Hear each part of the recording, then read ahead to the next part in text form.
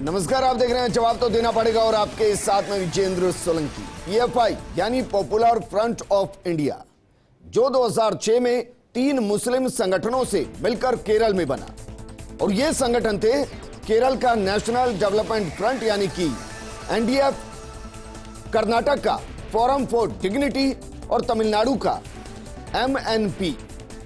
PFI जो कहता है कि उसका मकसद है देश में एक समतामूलक समाज की स्थापना करना, जिसमें सभी को स्वतंत्रता, न्याय और सुरक्षा प्रदान हो। लेकिन इससे इतर जो पीएफआई का सच सामने आ रहा है वो शाहीन बाग से जुड़ता है, उदयपुर में कन्हैया लाल की हत्या से जुड़ता है, केरल में 27 राजनीतिक हत्याओं से जुड़ता है, और अब निजामाबाद में कराटे के नाम पर सिर काटने की पढ़ाई से जुड़ता है। देश में दर्जन भर से ज्यादा राज्यों में एक साथ एनआईए, ईडी और राज्यों की पुलिस पीएफआई के खिलाफ कार्रवाइयां करती है। 100 से ज्यादा पीएफआई सदस्यों को गिरफ्तार करती है। पीएफआई अध्यक्ष गिरफ्तार होता है। सवाल यह है कि क्या पीएफआई आतंक की पाठशाला चला रही थी? देश के किस हिस्से में पीएफआई फैल चुकी है? पीएफआई को करोड़ों की फंडिंग क्या चंदे के तौर पर इकट्ठी होती है? क्या अब्दुल कादर जो कराटे के नाम पर नॉनचौक, चाकू, लोहे की रोड और दराती से सिर काटने की ट्रेनिंग देता था, वो भी पीएफआई से जुड़ा था? और पीएफआई क्या उसे फंडिंग करती थी? क्योंकि ये उसने कबूल किया। अब पीएफआई का चैप्टर क्या क्लोज होने का वक्त आ गया है? यह सवाल इसलिए क्योंकि दिल्ली में अजीत डोभाल के साथ अमित शाह की बैठक भी चल रही है और आगे क्या हो सकता है इस पर मंथन चल रहा है। लेकिन क्या वाकई में पीएफआई पर जिस तरीके से कार्रवाई की गई है, क्या वो सर्जिकल स्ट्राइक है? आज बात इसी मुद्दे पर।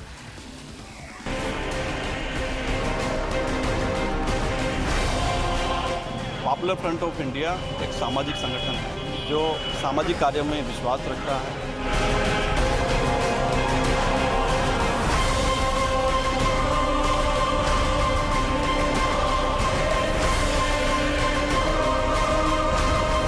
पीएफआई आज एक आतंकवादी संगठन है जो भारत विरोधी काम करता है।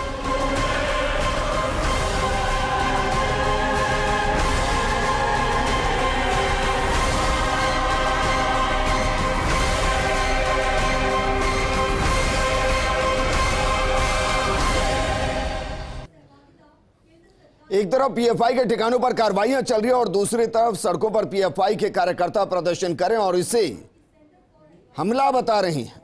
लेकिन हम आपको सबसे पहले उन राज्यों के बारे में बताते हैं जहां ये कार्रवाइयां की गई हैं। 13 राज्यों में पीएफआई ने एक साथ कार्रवाई की और शायद देश के इतिहास में पहली बार हुआ है जब एनआईए, ईडी और राज्य की पुलिस इतने व्यापक स्तर पर कार्रवाई करती है। जरा देखिए, सबसे पहले उत्तर प्रदेश के अंदर कार्रवाई हुई है, बिहार में कार्रवाई हुई है, असम के अंदर पीएफआई के ठिकानों पर कार्रवाई हुई, इसके अलावा तेलंगाना में पीएफआई के ठिकानों पर कार्रवाई हुई, आंध्र प्रदेश में कार्रवाई हुई है, तमिलनाडु के अंदर कार्रवाई हुई है, केरल के अंदर कार्रवाई हुई, कर्नाटक के अंदर कार्रवाई हुई। जरा इसको देखिए, क्योंकि केरल, कर्नाटक और तमिलनाडु ये वो 3 राज्य हैं जिनके अलग अलग मुस्लिम संगठनों से बनकर पीएफआई बना है। इसके अलावा महाराष्ट्र में पीएफआई के ठिकानों पर कार्रवाई हुई, मध्य प्रदेश में पीएफआई के ठिकानों पर कार्रवाई हुई, दिल्ली और राजस्थान में पीएफआई के ठिकानों पर कार्रवाई हुई है। और ये वो 13 राज्य हैं जहां पीएफआई के ठिकानों पर एनआईए की छापेमारी हुई और 100 से ज्यादा पीएफआई से जुड़े लोगों को गिरफ्तार किया गया है। लेकिन सवाल यह है, क्या इस दौरान वो तमाम चीजें मिली हैं जिनके बाद यह कहा जा सके कि पीएफआई 2047, यह तारीख बहुत महत्वपूर्ण है क्योंकि कुछ डॉक्यूमेंट कुछ महीने पहले मिले थे जिनके तार भी पीएफआई से जुड़े थे और उसमें यह था कि 2047 तक हिंदुस्तान को मुस्लिम राष्ट्र बनाना है। और जिस तरीके से अब सिर काटने की ट्रेनिंग दी गई कराटे के नाम पर और उसके भी तार पीएफआई से जुड़े, क्या वाकई में पीएफआई एक चेहरा दूसरा जो अलग तरीके से दिखाता है और दूसरा चेहरा अलग जो एजेंडे के साथ काम कर रहा था? क्या यह कार्रवाई पीएफआई पर सर्जिकल स्ट्राइक है? इस मुद्दे पर बात करने के लिए हमारे साथ मौजूद हैं कर्नल अनुपम जेटली जी, सुरक्षा जानकार हैं। हमारे साथ मौजूद हैं अमितोष, जो कि विश्व हिंदू परिषद के प्रवक्ता हैं। लेकिन इस दौरान आपको बता दें कि बीजेपी से बाकायदा हमने इनवाइट किया था, उन्होंने आने से मना कर दिया। हमने साजिद हुसैन जो कि पीएफआई जिला अध्यक्ष है कोटा का, उनको कांटेक्ट किया था। कोटा से इसलिए कांटेक्ट किया क्योंकि आपको ध्यान होगा कि जब हिजाब का मामला चल रहा था कोटा के अंदर बाकायदा पीएफआई को परमिशन दी गई थी और वहां प्रदर्शन हुआ था। उन्होंने हाँ भी की कि वो प्रोग्राम का हिस्सा बनेंगे, लेकिन 20 मिनट पहले प्रोग्राम से उन्होंने बाइकआउट कर दिया, उन्होंने आने से मना कर दिया। हमने कई मुस्लिम संगठनों से भी बातचीत की, स्कॉलर से भी बातचीत की कि आप आइए और पक्ष रखिए, उन्होंने भी आने से मना कर दिया। चलिए अब प्रोग्राम शुरू करते हैं, क्योंकि जिनको आना था, जो सड़कों पर प्रदर्शन कर रहे हैं, जो कह रहे हैं कि हमारे खिलाफ गलत कार्रवाई हो रही है, वो स्टूडियो में आकर अपनी बात नहीं कहते। कर्नल अनुपम जेटली जी, सर जिस तरीके से कार्रवाई की गई है उसको आप किस नजर से देखते हैं, और जिस तरीके से बीते कुछ सालों में पीएफआई के साथ अलग अलग कनेक्शन जुड़े हैं, क्या पीएफआई उस दिशा में काम कर रही है जिससे भड़काया जा सके, ब्रेन वॉश किया जा सके, हिंसा फैलाई जा सके? विजेंद्र जी, एक चीज हमें याद रखनी चाहिए कि जब सिमी पर बैन लगाया गया, उसकी परछाई बनकर पीएफआई पैदा हुआ। आपने जो 3 दक्षिण भारत के स्टेट कर्नाटक, केरला और तमिलनाडु का नाम लिया, और उनकी एक एक संस्थाओं ने मिलकर 2006 में निर्णय लिया और 2007 में मर्जर करके उन्होंने पीएफआई को जन्म दिया। तो इसमें कोई शक नहीं रह जाता कि जो शून्य इन लोगों के दिमाग में या समाज में इनकी गतिविधियों का पैदा हुआ था सिमी के बैन होने से, उस शून्य को भरने के लिए एक संस्था को बनाया गया जिसका नाम पीएफआई बना। किसी भी संस्था को बनाने के लिए कुछ उद्देश्य रखने पड़ते हैं, और जैसा आपने बताया, इन्होंने भी अपना उद्देश्य रखा मुस्लिम, मार्जिनली कम्युनलाइज्ड लोग, दलित और आदिवासियों के लिए काम करना। ये केवल एक भ्रम था। हर जगह जहां जहां राइट्स हुए हैं, इन लोगों का लिप्त होना पाया गया है। और एक बड़ी चीज जो मेरी समझ में है, इस संगठन ने इस बार सिमी की तरह अपने किसी भी जो इनके जुड़ने वाले हैं उनका नाम का लिस्ट या नहीं कोई ऐसा डेटा बनाया, ताकि जब भी हिंदुस्तान में कोई आदमी लिप्त पाया जाए किसी भी आतंकी वारदात में, तो उसका इस संगठन के साथ किसी भी तरीके से कोई रिश्ता ना जोड़ा जा सके। ये बहुत महत्वपूर्ण बात थी, और इसी वजह से बहुत समय पहले इस संगठन को बैन करना चाहिए था। 2012 में चंडी साहब जब कांग्रेस के थे और केरला के चीफ मिनिस्टर थे, उन्होंने एफिडेविट पर यह कहा था कि यह संगठन आतंकवाद में लिप्त है जी। उसके बाद भी इस पर बैन सर 2016, अगर मैं गलत नहीं, ओमान चांडी जी केरल के अंदर मुख्यमंत्री हुआ करते थे। बाकायदा 27 राजनीतिक हत्याओं में उन्होंने कहा था कि हाँ, ये शामिल है, और 100 से ज्यादा अलग मामले थे जिसमें हाईकोर्ट के अंदर एफिडेविट दिया गया था 2016। सर बिल्कुल सही कहा आपने, मेरी गलती। 2016 में उस समय इसको क्यों नहीं बैन किया गया, जब एक सूबे का मुख्यमंत्री एक एफिडेविट दे रहा है कोर्ट के अंदर। लेकिन सर उसी पीएफआई को तो कोटा के अंदर परमिशन दे दी जाती है प्रदर्शन के लिए। जी हाँ, अब मैं इनके राजनीतिक कारणों में नहीं जाऊंगा कि इनको बैन क्यों नहीं किया गया और इनको अलग प्रांतों में खोलने की इजाजत क्यों दी गई जी। ये राजनीतिक मसला है, और सेवानिवृत्त अधिकारी होने के नाते सशस्त्र सेनाओं का मैं इस पर कोई बयान जारी नहीं करूंगा जी। मगर जो ध्यान देने की बात है, अगर ये लोग लिप्त हैं और इनका संबंध जो है टेरर फंडिंग से ईडी ने किया है, तो इन रेड्स को मैं बिल्कुल सही मानता हूं जी। और सर आपको ध्यान होगा भी पीछे रेड पड़ी थी, 60 करोड़ से ऊपर का ट्रांजैक्शन था, जिसमें 30 करोड़ के आसपास का ट्रांजैक्शन कैश में था और चंदे के नाम पर था। एक यूएई का होटल भी था जो कि इस टेरर फंडिंग में लिप्त पाया गया था। ठीक है सर, हमारे साथ कांग्रेस नेता विशाल जहांगीर जी जुड़ गए हैं। विशाल जहांगीर जी, पीएफआई पर जिस तरीके से कार्रवाइयां की जा रही हैं, कांग्रेस को क्या लगता है, एक विशेष समुदाय को टारगेट किया जा रहा है, एक संस्था को टारगेट किया जा रहा है, या आपको लग रहा है कि ये उन सोच पर, उन आतंकी सोच पर सर्जिकल स्ट्राइक है जो देश में नफरत फैलाना चाहते हैं।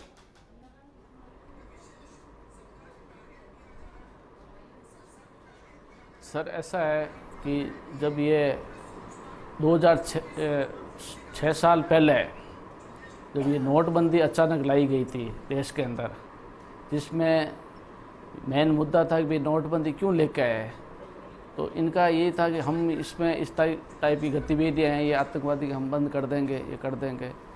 तो देश की सुरक्षा और उस आंतरिक सुरक्षा उसके अकॉर्डिंग यदि इस टाइप की कोई कार्रवाई होती है तो उसमें कोई बुराई नहीं है, कोई गुनाह नहीं है। उससे पहले भी जब हमारे तत्कालीन प्रधानमंत्री इंदिरा गांधी जी या राजीव गांधी जी उन्होंने भी इस टाइप की कोई हुई तो उसमें उचित कार्रवाई की गई है। तो विशाल जी, आप ये कह रहे हैं कि इस कार्रवाई में पूरे तरीके से आप केंद्र सरकार के साथ खड़े हैं और ये नहीं कहते कि एक तरफा कार्रवाइयां की जा रही हैं। ये तो मैं मानकर चलूं कि कांग्रेस का स्टैंड स्पष्ट है कि कार्रवाई सही है। एक तरफा नहीं, सुनिए इस पे कार्रवाई करें, लेकिन कार्रवाई उसके अकॉर्डिंग दे के देश भावना को, जाति नफरत के उसको देखते हुए नहीं करें, देख के करें, एज पर मेरिट करें। यदि आपको लगता है वास्तव में इस टाइप की कोई है तो आप कार्रवाई करें। आप किसी को टारगेट बना के या इसको इसमें उसमें अपनी राजनीति नीत करके नहीं करें। नहीं तो आप बताइए ना सर, मैं तो बहुत सीधा सवाल कर रहा हूं। आंतरिक सुरक्षा इसमें एनआईए इन्वॉल्व है सर, एनआईए इन्वॉल्व है, ईडी इन्वॉल्व है, राज्यों की पुलिस इन्वॉल्व है। आपको बताना सर, राजस्थान से भी हिरासत में लिए गए, गिरफ्तारियां हुई हैं, यहाँ की लोकल पुलिस इन्वॉल्व होगी, 6 साल पहले परमिशन ली गई होगी, तभी तो कार्रवाई हुई होगी। लोकल पुलिस एनआईए के कहने पर थोड़ी ना इन्वॉल्व होगी। हाँ, नोटबंदी लेके आए और जिस तरह माननीय प्रधानमंत्री मन की बात करें, इसी तरह इस मुद्दे पे ये गंभीर मुद्दा है, इसमें एक बिल्कुल विजन करके और देश के सामने आके इस पर प्रेस वार्ता। विशाल जहांगीर जी, मैं तो कांग्रेस का स्टैंड पूछ रहा हूं, किसी को टारगेट करके पर्टिकुलर, मैं तो कांग्रेस का स्टैंड पूछ रहा हूं, क्योंकि आपको ध्यान होगा कोटा के अंदर पीएफआई को परमिशन दी गई थी प्रदर्शन करने की। स्टैंड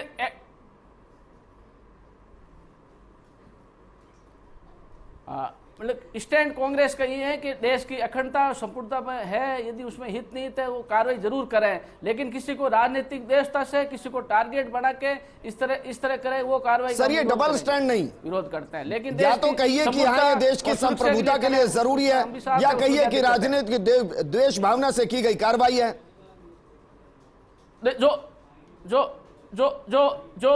जो मटेरियल है, जो फैक्ट है, जो देश की अखंडता संपूर्णता के लिए, सिक्योरिटी के लिए प्रॉपर है, वो जरूर कीजिए, हम भी उसमें साथ में उसका बिल्कुल सहयोग करेंगे।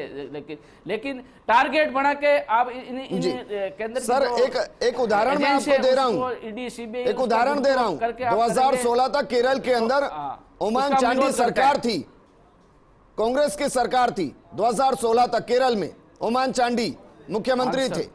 उन्होंने बाकायदा हलफनामा दिया था कि 27 राजनीतिक हत्याओं में, साजिशों में पीएफआई इन्वॉल्व है। उसके अलावा बताता हूं सर, एक प्रोफेसर का हाथ इसलिए काट दिया गया था कि उन्होंने एक आपत्तिजनक टिप्पणी की थी और उस मामले में भी कईयों को गिरफ्तार किया गया था, लेकिन केरल में पीएफआई को बैन नहीं किया गया था। सर जी सर जो मौजूदा की जो घटनाक्रम उसकी बात कर रहे हैं, जो घटनाएं जो देश की अखंडता और संप्रभुता के लिए, सिक्योरिटी के लिए वो यदि है, उसमें जो गतिविधियों में लिप्त रहते हैं उन पर जरूर कार्रवाई होनी चाहिए। हम उनके साथ हैं, कंधा से कंधा मिला के साथ में हैं। लेकिन आप टारगेट करेंगे ईडी, सीबीआई और ये इनकम टैक्स का आप है ना दुरुपयोग करके पर्टिकुलर जगह पे करोगे, उसका हम विरोध करते हैं। टारगेटेड पे राजनीतिक बेसिस, इसमें ये बहुत मतलब संवेदनशील मुद्दा है, देश की अखंडता संपूर्णता उसकी सुरक्षा का है मुद्दा है, तो उसको राजनीति नीति नहीं होनी चाहिए। हमारा एक ही स्टैंड क्लियर है ये अमितोष, क्योंकि हमने कोशिश की कि हम पीएफआई से भी किसी को जोड़े, क्योंकि अगर कोई कहता है कि राजनीतिक संगठन है तो खुलकर सामने आना चाहिए और ये काम गिनाने चाहिए। देखिए पीएफआई ये काम करता है। अगर चुनिंदा चंद लोग अगर पीएफआई के नाम पर टेरर फैला रहे हैं तो पीएफआई के सदस्यों को कहना चाहिए कि हाँ उनके खिलाफ खुलकर कार्रवाई कीजिए, फांसी पर लटका दीजिए, पीएफआई साथ है।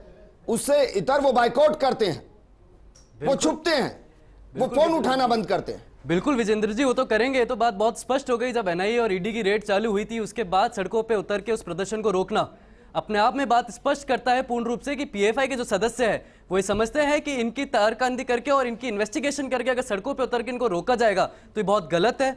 मैं आपकी जानकारी मिला दूं, जिस तरह से आपने अभी उदाहरण दिया था, वो प्रोफेसर टीएस जोसेफ थे जिनका एक दाहिना हाथ काट दिया गया था। 53 पॉलिटिकल मर्डर्स 2006 के अंदर पीएफआई के अंदर करे गए थे।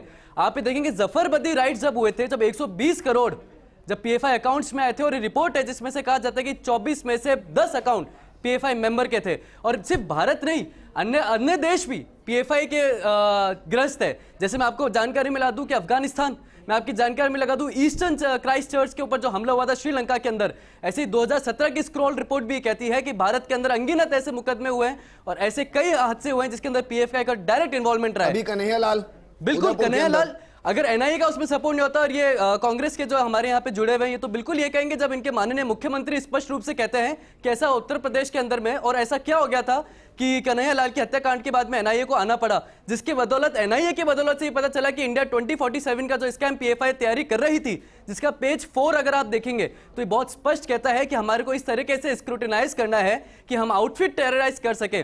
पर इनके जो मेंबर्स हैं ये खुद ही समझ नहीं पा रहे कि इस्लामिक रेडिकलाइजेशन है, ये एक्सट्रीमिज्म का ही पार्ट है। ये देश जो है लगातार पीएफआई 2006 से ग्रस्त होता जा रहा है। आप करौली दंगे की जब आप बात करेंगे तो ऐसा क्यों होता है कि पीएफआई के सदस्य मुख्यमंत्री को लिख देते हैं कि आने वाले भविष्य में करौली दंगे होंगे? क्यों कोटा के अंदर कोविड के अंदर में रैली निकाल दी जाती है? क्यों जोधपुर के अंदर पीएफआई का फ्लैग लगा दिया जाता है? इस सारी घटनाएं सिर्फ ये बताती है कि अब एनआईए और भारत सरकार मिलकर जब रेड कर रही है तो पीएफआई के सदस्य सड़कों पर ना उतरे, क्योंकि उनको बचने के सिर्फ सड़क नहीं बल्कि जेल की सलाखें हैं। ठीक है, लेकिन अनुपम जेटली जी, सर इसमें एक और चीज है, क्योंकि कार्रवाई होती है, कार्रवाई में दो चीजें महत्वपूर्ण होती है। एक, जिस मंशा से कार्रवाई की गई हो वो मंशा स्पष्ट हो। दूसरा, उस कार्रवाई के दौरान जिन सबूतों को इकट्ठा करना है या जो वहां से इकट्ठा करना है जिसके आधार पर कटघरे में लाया जा सके।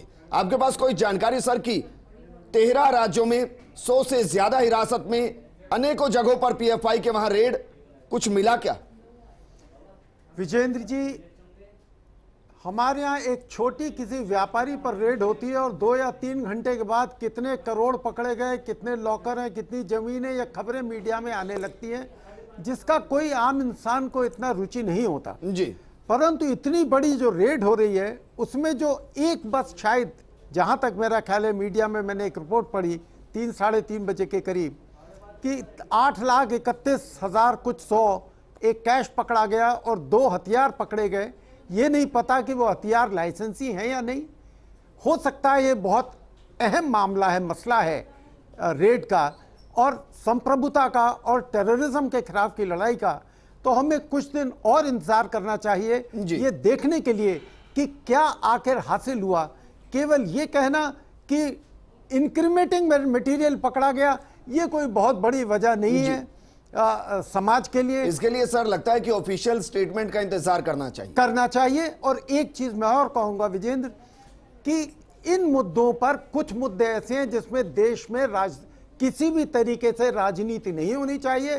कुछ समय इंतजार करें और देखें कि इसका आउटकम क्या होता है, कितने लोग बुक किए जाते हैं, अरेस्ट होते हैं, और 1-2 साल बाद क्या इन पर केस कोई बनता है या सारे फिजिल आउट हो जाते हैं। अगर फिजिल आउट हो जाते हैं तो ईडी, सीबीआई और सरकार तीनों को जवाब देना चाहिए, क्योंकि ऐसा हो चुका है कि 307 केस जो कर्नाटक में हुए थे एफआईआर के, उनमें से 5 पर कुल कार्रवाई हुई। ठीक है, हमारे साथ राष्ट्रीय मुस्लिम महासभा के अध्यक्ष सैयद साहिब आलम जी जुड़ गए हैं। साहिब आलम भाई, अच्छा लगा कि आप जुड़े, क्योंकि हमने बहुतों को कांटेक्ट किया, मुझे समझ ही नहीं आया कि कोई जुड़ क्यों नहीं रहा। इवन हमने कोटा से जिलाध्यक्ष पीएफआई को भी कांटेक्ट किया, उन्होंने पहले हाँ भर दी कि हम प्रोग्राम में आएंगे, और फिर अचानक से वो ना जाने कहां चले गए। मैं आपसे जानना चाह रहा हूं कि जो कार्रवाई हो रही है, क्योंकि हम तो एक लाइन में प्रोग्राम को करते हैं कि आतंक का कोई धर्म नहीं, तो धर्म से जोड़े भी नहीं, तो पीएफआई अगर इसमें संलिप्त तो पाती है तो क्या सब इसकी मजम्मत करेंगे और कहेंगे जो भी है सबके खिलाफ सख्त कार्रवाई की जाए, कानून सम्मत की जाए?